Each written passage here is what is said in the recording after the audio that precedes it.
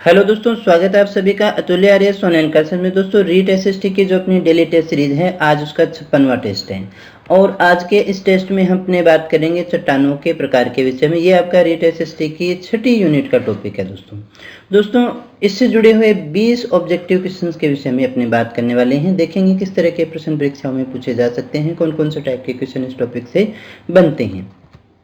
यहाँ देखिएगा, ये हमारी यूनिट नंबर 6 है और 6 नंबर यूनिट में स्थल मंडल, जल मंडल, वायुमंडल, जैव मंडल ये सारे टेस्ट अपने कर चुके हैं। इन सारे टॉपिक्स के अपने वीडियो भी देख चुके हैं, सारे लेक्चर भी अपने जो है पूरे सिलेबस के कंप्लीट हो चुके हैं। अगर आपने नहीं देखे हैं, अगर अपना कोर्स अभी तक पूरा नहीं किया है तो आई बटन पर प्लेलिस्ट का लिंक है, वहाँ पर जाकर के आप सामाजिक अध्ययन का सिलेबस जो है वो पूरा कर सकते हैं। बिल्कुल complete topic wise topic syllabus आपको वहाँ पर मिल जाएगा दोस्तों। इसके अलावा दोस्तों ये चट्टानों के प्रकार से संबंधित जो वीडियो है उसका भी लिंक आपको डिस्क्रिप्शन में मिल जाएगा। डिस्क्रिप्शन में आपको सारे लिंक दे दिए गए हैं दोस्तों, वहाँ पर जाकर के आप उनको पढ़ सकते हैं, देख सकते हैं और उनको ज्वाइन कर सकते हैं दोस्तों। इसके अलावा मैं आपको बता दूं कि सोमवार से शनिवार तक जो भी आपके रीट से संबंधित टेस्ट होंगे उनका एक मेजर टेस्ट होना है, ताकि आपके एक सप्ताह की जो भी परफॉर्मेंस है उसका आकलन किया जा सके। वो संडे को होगा, एंड्रॉइड ऐप पे होगा। उसे आप अतुल्य आर्यस के नाम से गूगल प्ले स्टोर में जाकर के सर्च कर सकते हैं या फिर डिस्क्रिप्शन में लिंक दिया हुआ है, वहाँ पर जाकर के जो है आप उसे ज्वाइन कर सकते हैं दोस्तों। तो दोस्तों ये जो सारी यूनिट्स हैं, यहाँ से लेकर के यहाँ तक के अपने जो हैं टॉपिक के सारे टेस्ट हो चुके हैं। आज अपना चट्टानों के प्रकार का टेस्ट है, इसके विषय में अपनी बात करने वाले हैं। तो चलिएगा शुरू करते हैं आज के टेस्ट को और देखते हैं आज का हमारा पहला प्रश्न कौन सा है। तो आज का जो हमारा पहला प्रश्न है, परतदार चट्टानों के विषय में कथनों पर विचार कीजिए। परतदार चट्टानें पृथ्वी की सतह पर जलीय तंत्र द्वारा निर्मित होती है। परतदार चट्टानों के निर्माण में पूर्व विद्यमान चट्टानों का क्षरण शामिल होता है। परतदार चट्टानों में जीवाश्म होते हैं। परतदार चट्टानें विशिष्ट रूप से परतों में पाई जाती हैं। हमें बताना है इन कथनों में से सही कौन सा है। 1 और 2 सही है, 1 और 4 सही है, 2, 3 और 4 सही है, या फिर 1, 2, 3 और 4 ये सारे के सारे सही हैं। अच्छे से पढ़ लीजिएगा दोस्तों। पढ़ने के बाद में आपको ये बताना है कि ये जो हमारे 4 कथन हैं, इन 4 कथनों में से सही कथन कौन से हैं। क्या सारे सही हैं, क्या केवल 1 व 2 सही हैं, 2 सही हैं, या फिर 3 सही हैं। कौन सा होगा दोस्तों इसका सही आंसर। आई होप आपने सारे कथन अच्छे से पढ़ लिए होंगे, तो चेक कर लीजिएगा। इस क्वेश्चन का जो हमारा सही आंसर है वो है नंबर 4, यानी 1, 2, 3, 4 ये सारे के सारे कथन जो है वो हमारे बिल्कुल सही हैं। थोड़ा ध्यान दीजिएगा। परतदार या फिर जिन्हें हम अवसादी चट्टान कहते हैं, परतदार या फिर अवसादी जो चट्टानें हैं, सेडिमेंट्री रॉक्स अपने इनको बोलते हैं, इनका जो निर्माण है वो चट्टानों की टूट फूट से, चट्टानों की जो भी टूट फूट होती है उनसे जो मलबा बनता है उससे प्राप्त मलबों के जल में जमा होते रहने से ही इन चट्टानों का निर्माण होता है। ऐसी जो चट्टानें होती हैं उनमें जीवों के जीवाश्म भी पाए जाते हैं, वनस्पतियों के अंश भी पाए जाते हैं दोस्तों। और ये स्तरों में निर्मित होती है, इस प्रकार से स्तरों में निर्मित होती है, अर्थात अपने ऐसा कह सकते हैं कि ये जो है स्तरों में ही निक्षेपित होती हैं। ध्यान देने की बात यह है कि ये रवेदार नहीं होती हैं, इनमें कोई भी रवा नहीं पाया जाता, रवेदार चट्टानें ये नहीं होती हैं। तो चेक कर लीजिएगा, ये हमारा कथन बिल्कुल सही है। जलीय तंत्र द्वारा निर्मित होती है, ये पूर्व विद्यमान चट्टानों के क्षण शामिल होते हैं, जीवाश्म इसमें पाए जाते हैं और इसमें परतें पाई जाती हैं, लेकिन ये रवेदार नहीं होती हैं दोस्तों। बात करें अगले प्रश्न की। दूसरा हमारा प्रश्न है, अवसादी चट्टानों के लिए कौन सा कथन सही है। अवसादी चट्टानें यानी परतदार जो चट्टानें हैं उनसे संबंधित कौन सा कथन इनमें से सत्य है वो बताना है हमें। ये वे शैलें हैं जिनकी संरचना ताप और दाब पर निर्भर करती है। ये क्रिस्टलीय होती हैं, ये स्तरों में निक्षेपित होती हैं, ये शैलें जल में निर्मित नहीं हो सकती हैं दोस्तों। कौन सा कथन इनमें से सत्य है, यहाँ ध्यान दीजिएगा। हमें बताना है इनमें से कौन सा कथन है जो हमारा सत्य है। तो कौन सा कथन सत्य है दोस्तों हमारा इस क्वेश्चन का सही आंसर है वो है नंबर 3, यानी ये स्तरें, ये जो शैलें हैं वो स्तरों में निक्षेपित होती है। अभी हमने इसके विषय में पिछले क्वेश्चन में बात भी की थी। ये स्तरों में ही निक्षेपित होती हैं और ये जल में ही निर्मित होती है दोस्तों। और ये ताप और दाब पर भी निर्भर नहीं होते, ये क्रिस्टलीय हैं, ये बात भी हमारी गलत है, ये कथन हमारा बिल्कुल सत्य है। बात करते हैं तीसरे प्रश्न की। तीसरा जो हमारा प्रश्न है वो पूछ रहा है बलुआ पत्थर एक परतदार चट्टान है। हमने कहा बलुआ पत्थर एक परतदार चट्टान है क्योंकि वह मरुस्थल में बनती है, पानी के नीचे बनती है, गर्मी से बनती है या फिर पहाड़ के ऊपर बनती है। कौन सा होगा सही आंसर? बलुआ पत्थर को एक परतदार चट्टान कहते हैं क्योंकि क्या होगा सही आंसर दोस्तों? इसका सही आंसर है हमारा नंबर 2, यानी कि ये पानी के नीचे बनती है। दोस्तों ध्यान दीजिएगा थोड़ा सा कि बलुआ पत्थर एक परतदार चट्टान कहते हैं क्योंकि ये जल में निर्मित होती है दोस्तों, क्योंकि ये जल के नीचे बनती है, जल में निर्मित होती है। बलुआ पत्थर जो है वो यांत्रिक क्रियाओं द्वारा निर्मित होने वाली अवसादी या एक परतदार चट्टान अपने इसको कह सकते हैं। और जो बलुआ पत्थर है उसका जो निर्माण है वो मूलतः बालू कणों से होता है। किससे होता है? बालू के कण से होता है। बालुआ पत्थर जो है वो भेद्य होता है और प्रवेश्य होता है, इसलिए आसानी से इसमें पानी प्रवेश कर जाता है, जिसके कारण इनका निर्माण होता है। दोस्तों बात करें अगले प्रश्न की। चौथा हमारा प्रश्न है आग्नेय चट्टानों के लिए कौन सा कथन सत्य है?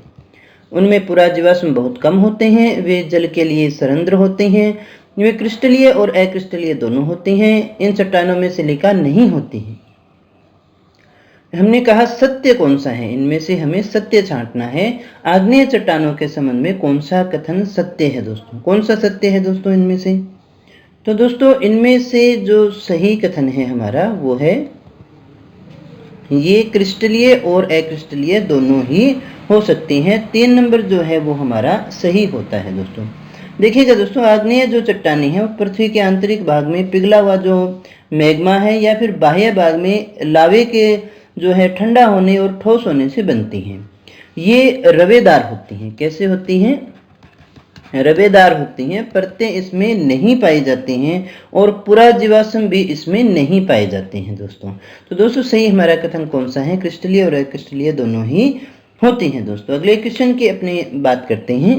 अगला हमारा प्रश्न है कौन सी चट्टान में जीवाश्म नहीं होते हैं? कांग्लोमरेट, ग्रेनाइट, शेल या फिर बलुआ पत्थर? कौन से में नहीं होते हैं? दोस्तों हमें कहा कौन सी चट्टान में जीवाश्म नहीं होते हैं, ये हमें बताना है। क्या होगा दोस्तों इसका सही आंसर? तो दोस्तों इसका जो सही आंसर है हमारा वो है ग्रेनाइट। ग्रेनाइट में नहीं होगा क्योंकि ग्रेनाइट कैसी चट्टानें हैं? आग्नेय चट्टानें हैं। और अभी हमने बात की थी कि आग्नेय चट्टानों में जीवाश्म नहीं पाए जाते हैं, इसलिए ग्रेनाइट में भी जीवाश्म नहीं पाए जाएंगे। बात करें छठे प्रश्न की हमारा, रूपांतरित चट्टानों की उत्पत्ति मुख्यतः होती है किससे होती है? आग्नेय तलछटी दोनों या इनमें से कोई नहीं? हमें बताना है रूपांतरित चट्टानों की उत्पत्ति किससे होती है? किससे होती है दोस्तों? आग्नेय से, तलछटी से, आग्नेय और तलछटी दोनों से या निम्न में से किसी में से नहीं।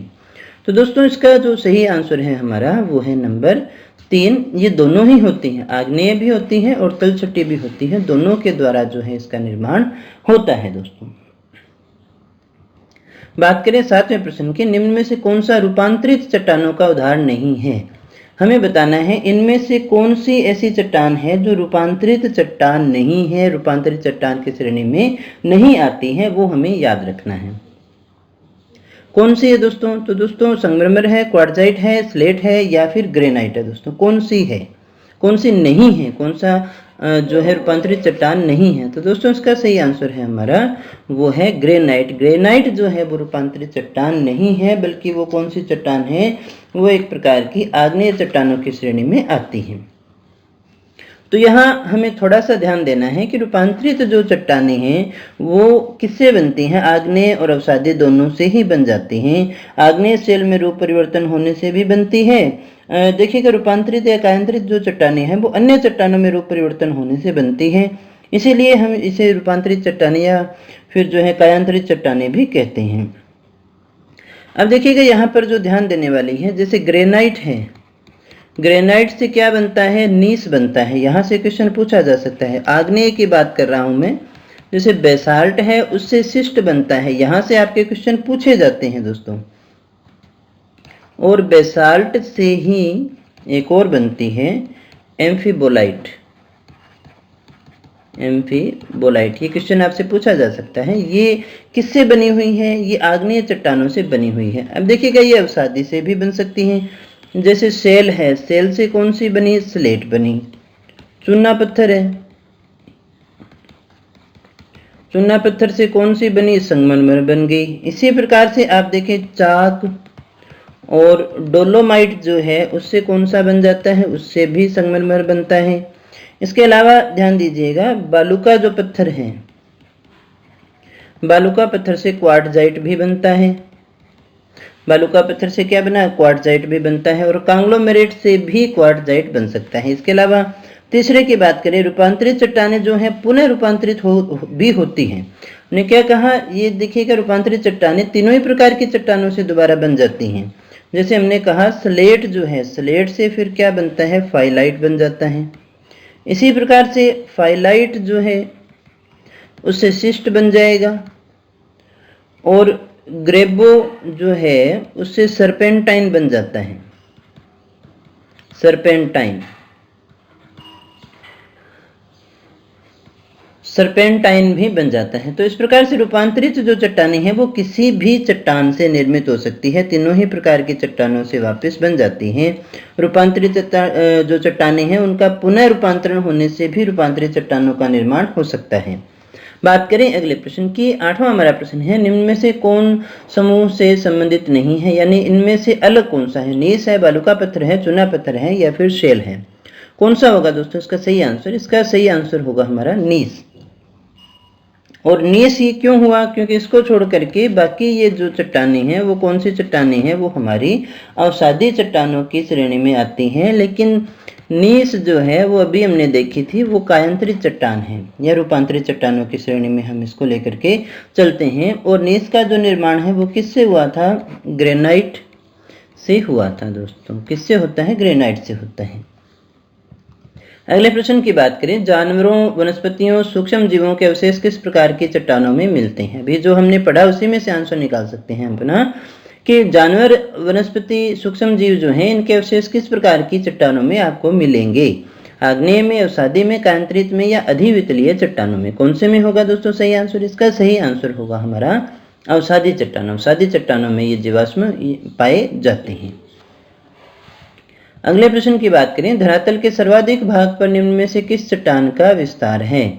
सर्वाधिक भाग, धरातल जो है हमारा उसके सर्वाधिक भाग पर कौन सी चट्टान है भाई? कौन सा है दोस्तों? आग्नेय, अवसादी, कायांतरित या अधिवितलीय? कौन सी होगी दोस्तों? तो दोस्तों हमारा सही आंसर है अवसादी चट्टान। थोड़ा सा लॉजिक लगाते तो भी आपका सही हो जाता। अगले प्रश्न की बात करें, क्योंकि पानी के कारण ये थोड़ी ज्यादा होती है। 11वें प्रश्न की बात करें, भूपृष्ठ का कितना भाग अवसादी सेलों से ढका हुआ है? भूपृष्ठ का कितना भाग जो है वो अवसादी सेलों से ढका हुआ है? हमने ये कहा है 75, 8%, 10% या फिर 15%, 75%, 8%, 10% या फिर 15%। तो दोस्तों सही आंसर क्या है? सही आंसर है हमारा 75% जो भाग है भूपृष्ठ का, 75% जो भाग है वो अवसादी सेलों से ढका हुआ है। 12वें प्रश्न की बात करते हैं, निम्न में से कौन सी चट्टान जैविक चट्टानों के अंतर्गत आती है? जैविक चट्टान हम कहते हैं। और उसी श्रेणी में कौन सी आती है? वो क्वार्टजाइट है, संगमरमर है, कोयला है या फिर ग्रेनाइट है दोस्तों? कौन सा होगा दोस्तों इसका सही आंसर? इसका जो हमारा सही आंसर है वो है कोयला। कोयला कौन सी श्रेणी में आता है? जैविक चट्टानों की श्रेणी में आता है। इसे अपने जैविक चट्टान कहते हैं क्योंकि जीवांशों से ही बनती हैं। बात करें अगले प्रश्न की, पेट्रोलियम किन चट्टानों में पाया जाता है? पेट्रोलियम जो है वो कौन सी चट्टानों में बनेगा? आग्नेय में संस्तरित चट्टान वो नवीन है या प्राचीन है, ये आपको डिसाइड करना है, या फिर परिवर्तित चट्टानों में? कौन से में पाया जाता है पेट्रोलियम? तो दोस्तों सही आंसर है हमारा नंबर 3, यानी प्राचीन जो संस्तरित चट्टानें हैं उनमें ये पाया जाता है दोस्तों। बात करें अगले प्रश्न की, 14वां हमारा प्रश्न है, कौन सा पदार्थ परतदार चट्टान का एक रूप है? परतदार चट्टान कौन सी है दोस्तों? इनमें से हमें बताना है अवसादी या फिर परतदार चट्टान जो है वो कौन सी है? जिप्सम है, कांग्लोमेरेट है, डोलोमाइट है या फिर स्लेट है दोस्तों? हमें ये बताना है कौन सी है दोस्तों। तो दोस्तों इसका सही आंसर है हमारा जिप्सम। जिप्सम जो है वो परतदार चट्टानों की श्रेणी में आती है। कौन सी श्रेणी में आती है? परतदार चट्टानों की श्रेणी में आती है दोस्तों। बात करें अगले प्रश्न की। अगला हमारा प्रश्न है वो है 15वां प्रश्न। 15वां प्रश्न पूछ रहा है, भूगर्भ में विशाल आकार के गुंबदाकार आग्नेय चट्टान को निम्न में से किस नाम से जाना जाता है? प्रश्न देखिएगा, भूगर्भ के अंदर जो है विशाल आकार के गुंबदाकार यानी इस आकार के जो चट्टाने हैं उन्हें आग्नेय चट्टान जो है उसे किस नाम से जाना जाता है? बेथोलिथ, लेकोलिथ, फेकोलिथ या फिर लोपोलिथ? कौन सा होगा दोस्तों इसका सही आंसर? तो दोस्तों इसका जो सही आंसर है वो है हमारा बेथोलिथ। देखिएगा क्या होता है, जैसे ये मानिएगा हमारी पृथ्वी की सतह है और यहाँ से ये मैग्मा जमा हुआ है। जैसे ही ज्वालामुखी बाहर निकलता है यहाँ से नली के द्वारा, तो देखिएगा ज्वालामुखी दो प्रकार के होते हैं, आंतरिक और बाह्य। अगर ये बाहर निकल गया, लावा जो है वो बाहर निकल गया तो बाह्य ज्वालामुखी कहलाता है। और ये बाहर ना निकल करके अंदर ही जम गया, इस प्रकार से गुंबद के आकार के अंदर किसी प्रकार से अंदर ही जम गया, तो ये जो गुंबदाकार होता है उसे हम बेथोलिथ कहते हैं। और इस प्रकार का जो ज्वालामुखी होता है सतह से नीचे होता है उसे अपने आंतरिक ज्वालामुखी के नाम से जानते हैं। तो ये इसी की रचना होती है, इसे अपने बेथोलिथ कहते हैं। अगले प्रश्न की बात करें, अवसादी चट्टानों का महत्व है। अवसादी चट्टानों के ही कृषि क्षेत्र में उन्नत हैं। अवसादी चट्टानों का महत्व है यानी ये कृषि क्षेत्र में उन्नत हैं। पेट्रोलियम अवसादी चट्टानों में ही पर्याप्त है, कोयला अवसादी चट्टानों में मिलता है। ये सारे के सारे इसका महत्व है। क्या होगा इसका सही आंसर दोस्तों? तो दोस्तों इसका जो सही आंसर है वो है हमारा उपयुक्त सभी, यानी ये सारे के सारे जो हैं अवसादी चट्टानों के महत्व है। कृषि इसी में होती है, उपजाऊ मिट्टी यही होती है, पेट्रोलियम भी इसी में मिलता है, कोयला भी इसी में मिलता है, बहुत अच्छी होती है। बेसाल्ट शेल का उदाहरण कौन सा है? बेसाल्ट शेल कौन सी है? उपपतालीय शेल का, बाह्य आग्नेय शेल का, पतालीय शेल का या फिर कायांतरित शेल का? इसका सही आंसर है हमारा बाह्य आग्नेय शेल का। यानी लावा जब बाहर जमता है तो फिर वो क्या कहलाता है? बेसाल्ट शेल के रूप में अपने इसको देख सकते हैं। बाह्य आग्नेय शेल का एक उदाहरण माना जाता है। बात करते हैं 18वें प्रश्न की, कौन सी कायांतरित चट्टान नहीं है? हमें इनमें से बताना है कौन सी ऐसी है जो कायांतरित चट्टान नहीं है, कायांतरित शेल नहीं है। कौन सा होगा दोस्तों? चूना पत्थर, संगमरमर, क्वार्टजाइट या फिर स्लेट? क्या होगा सही आंसर? इसका जो हमारा सही आंसर है वो है चूना पत्थर। चूना पत्थर जो है वो कायांतरित नहीं होती है दोस्तों, हम शादी में अपने इसको ले सकते हैं। ये जो है वो कौन से नहीं है, कायांतरित की श्रेणी में नहीं आती है। इससे बाद में मार्बल भी बनता है। आगे बात करें अगले प्रश्न की। 19वां हमारा प्रश्न है, संगमरमर उदाहरण है किसका है? कायांतरित का, अवसादी का, आग्नेय का या प्लूटोनिक चट्टान का? कौन सी का मानेंगे अपने संगमरमर उदाहरण? दोस्तों क्या है सही आंसर इनमें से? कायांतरित है, अवसादी है, आग्नेय है या प्लूटोनिक है? तो दोस्तों इसका जो सही आंसर है हमारा वो है कायांतरित। संगमरमर कौन सी चट्टान का उदाहरण है? वो कायांतरित चट्टान का उदाहरण माना जाता है। बात करें अगले प्रश्न की, कौन सा लक्षण कायांतरित शेलों का प्रमुख लक्षण है? परिवर्तनीय, क्रिस्टलीय, शांत या फिर पत्रण? हमें बताना है कि इनमें से कौन सा ऐसा लक्षण है जो कायांतरित शेलों का माना जाता है। क्या होगा दोस्तों इसका सही आंसर? परिवर्तनीय है, क्रिस्टलीय है, शांत है या फिर पत्रण है? तो दोस्तों इसका जो हमारा सही आंसर है वो है नंबर 1, ये होती है परिवर्तनीय। परिवर्तनीय कहते हैं इनको, कायांतरित शेलों को। तो दोस्तों ये हमारा सही आंसर है। तो दोस्तों ये थे हमारे आज के प्रश्न जो संबंधित थे चट्टानों के प्रकार से। कल अपने बात करेंगे पृथ्वी की सतह पर परिवर्तनकारी शक्तियों को। इनमें आपको भूकंप, ज्वालामुखी जैसी चीज़ों को पढ़ना है और उसी में से प्रश्न आपके आने वाले हैं दोस्तों। तो दोस्तों अगर आपको ये वीडियो अच्छा लगा हो तो इसे लाइक कर देना, दोस्तों के साथ में शेयर कर देना ताकि और लोग भी इसके साथ में जुड़ सकें। चैनल को सब्सक्राइब कर लेना अगर पहली बार आए हो, और अगर अभी तक नहीं किया है तो भी कर लेना, क्योंकि रीट से संबंधित सारे वीडियो आपको यहाँ पर रोजाना मिलते रहते हैं। पूरा सिलेबस आपको यहीं मिलने वाला है दोस्तों।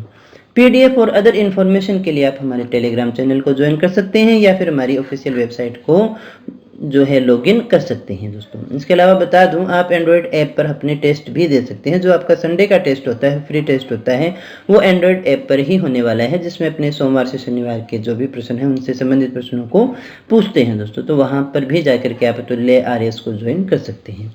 तो दोस्तों मिलते हैं कल के टेस्ट में कुछ और नए प्रश्नों के साथ, कुछ और नई जानकारी के साथ। तब तक बने रहिए हमारे साथ। Thank you very much.